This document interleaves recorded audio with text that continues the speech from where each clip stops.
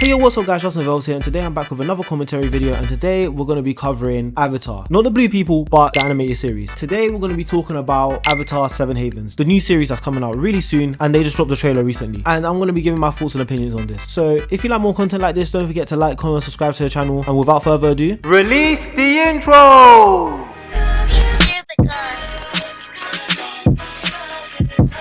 So, if you haven't been living under a rock already, you would know that Nickelodeon, or I guess Paramount, has dropped the trailer for Avatar 7 Havens. And you might be thinking, what is Avatar 7 Havens? Haven't we just got an Avatar project recently? And you're kind of right, because the Avatar project that just dropped recently was the movie. That's the Avatar Aang movie. That's a whole different thing. That's a whole different gravy. The Avatar 7 Havens thing, that's what we were supposed to get like way after. And then they kind of switched the release dates to drop the same time as when we should have gotten the movie that got leaked. So, it's a bit weird, but stay with me. So, with the trailer, we got a couple pieces of information to do with when the show's coming out and its release schedule. So the show is going to be 26 episodes, 2 seasons. I don't know if that means 26 episodes for season 1 and 26 episodes for season 2. In today's economy, chances are it's 26 episodes for the whole thing. But what's really interesting is the fact that we're getting both seasons at the same time. Now, what's super duper interesting is the fact that they're dropping it all at once. So no weekly releases on Paramount Plus, even though I could probably name like 3 people who probably subscribe to Paramount Plus, but that's neither here or there. I feel like this is a good move if you know that your first half is going to be quite slow. So I think this is a good decision from Paramount. Not really, but Paramount hasn't really been making a lot of good decisions lately, so who am I to tell them what to do? Realistically, a franchise as big as Avatar, I don't think it should be dropped as a whole binge watch. And the only reason why I say this is, if you look at the history of animation, there's never been one instance where a show has been dropped in its entirety and it doesn't fall off instantly. People talk about the show for maybe a week, or if the show is really good, maybe 2 weeks, but that's all I'm giving it. Even though I like Avatar, I don't think it's going to be the exception to this rule. That's the only reason why I'm saying it should be a weekly drop, only because you can build up suspense, you can build up drama, and it won't seem like it's dragging out for too long. I don't know why they decided to drop it like this. It's really weird, to be honest, and I don't know if it's one of those things where Paramount has low-key just like given up on the Avatar franchise, or they're just trying to wait for something else to cook in the background, because they did say we're getting an Avatar Roku project somewhere. Tying this back to 7 Havens, opening up with the trailer, we're basically introduced to our main character Parvy, and for those who don't know how the Avatar cycle works, Parvy is going to be an earthbender. The whole Korra and the whole resetting the Avatar state thing, that doesn't really mess up how things shift, if that makes sense. It's going to go water and then earth. Parvy's an earthbender, and her spirit animal, I guess spirit guide, is going to be a cat monkey, which I think is really cool because each Avatar incarnation has like a different animal guide, if that makes sense. Aang had Momo, which was supposed to be like, I don't even know what the heck Momo was. Korra had Naga, which was supposed to be like a polar dog. Do I think Naga looked like a polar dog? It looks more like a polar bear, but again, I might just be silly. And Parvy is obviously no exception to that. So along with the animal guide, Parvy's also going to have 2 guides with them who are going to be more in, I guess, the mentoring zone, who are going to be Kurfik and Jay. I think this is really cool because, judging by their clothing, by the way, it seems as if they're going to be air nomads, or I guess the new revolutionized airbenders, because if some of you guys remember from Legend of Korra, Korra ended up bringing back the airbenders through the harmonic convergence, which I'll tackle that in a minute because that's going to be a major plot line for this show soon. So judging by the crew that she's going to be rolling with, I'm going to assume that Parvy, besides being an earthbender, being her main element, I think her main secondary element is going to be air. I don't think this is going to be a situation like with Korra where you can literally count on one hand how many times she used airbending. I think Parvy is going to be very different, where I think because they're contrasting elements, air is definitely going to be the easier element for Parvy to use, so I think that's going to be really interesting. However, I think firebending is probably going to be Parvy's weakness. Is it that bad? I'm not too sure. However, you can kind of tell that bending kind of evolved over time, so what's even considered to be like, I guess, really difficult for characters in the Avatar The Last Airbender became relatively easy in Legend of Korra. Like, for example, lightning bending is like a huge culprit of this, where the lightning bend, like, you had to go through massive mental gymnastics and hoops just to even do lightning bending, and then to even redirect it is a whole different story. Then we just go to Legend of Korra. Benders have evolved so much to the point where it doesn't even matter at this point. Your average firebender could probably lightning bend. That's how crazy it is, and effortlessly as well, let me add that. So I don't think Parvy is going to be as weak of a firebender as Korra was as an airbender, so I think that'll be really interesting. So moving on swiftly, we're about to enter, I guess, our Durin antagonist, who is basically going to be the whole secondary plot point to this show, Nisha. So Nisha is basically going to be Parvy's twin. The fact that Parvy is going to be a twin, they're going to try and go through the whole route of one of them being the Avatar and then the other one not, is going to be really interesting, and I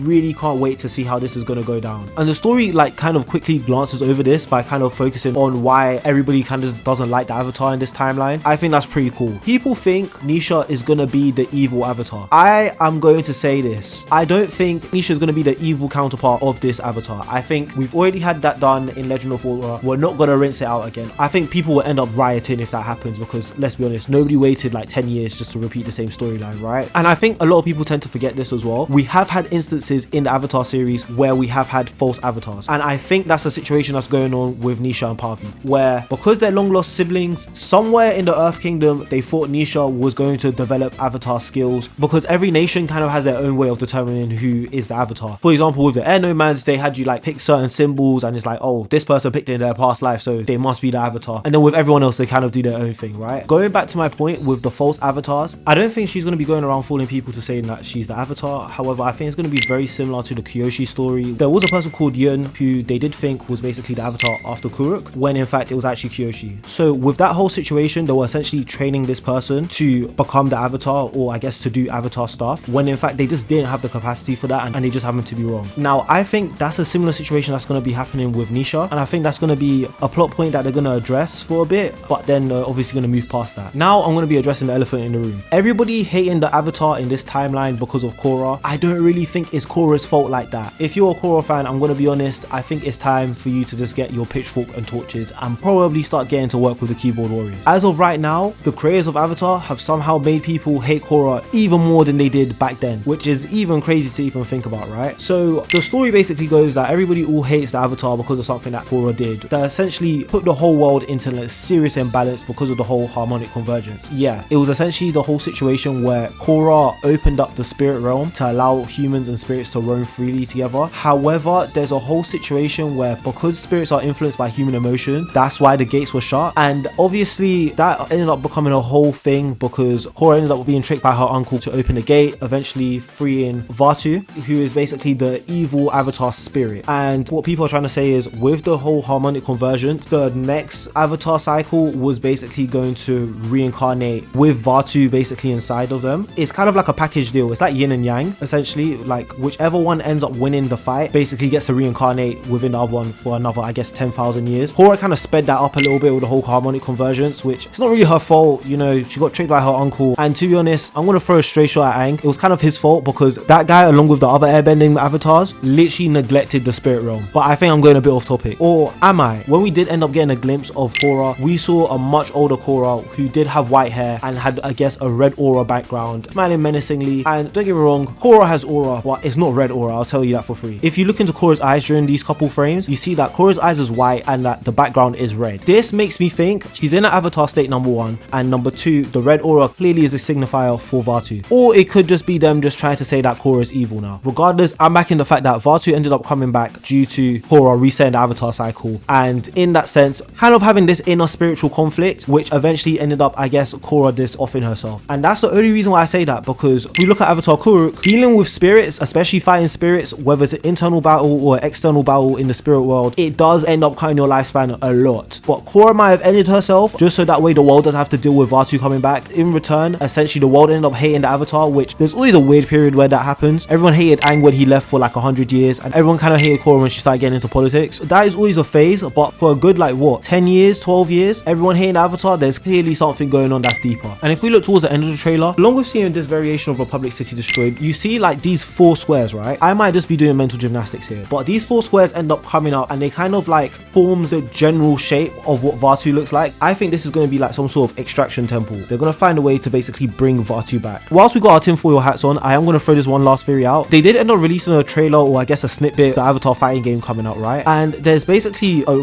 variation of Korra called Nightmare Korra. So what's really interesting about this variation of Korra is the fact that it's a callback to a period of time in Korra where she was going through PTSD. When she uses her ult, or I guess her avatar state, it unlocks a Vaatu version. And I don't think this is just a reference to the TV show. I think this is also a reference to the glimpse of Korra that we got in Seven Havens. I don't know if I'm theorizing too much. I'm not trying to be Matt Pat, but we do have a theory on our hands, and it's just a theory. A gay theory. I'm sorry, I had to do it. Other than that, the show looks really good. The animation looks really, really good. I don't have a problem with the art style compared to the rest of Twitter. I think I'm just going to leave that there on the side. I will say I am looking forward to the show dropping in October. So if you like more content like this, don't forget to like, comment, subscribe to the channel. And don't forget to check out my other videos as well, because they're just as interesting as this, if not more. Nah, that's not true. Yeah, probably. So yeah, I'm going to end the video here. I feel like I'm talking too much, but yeah, peace.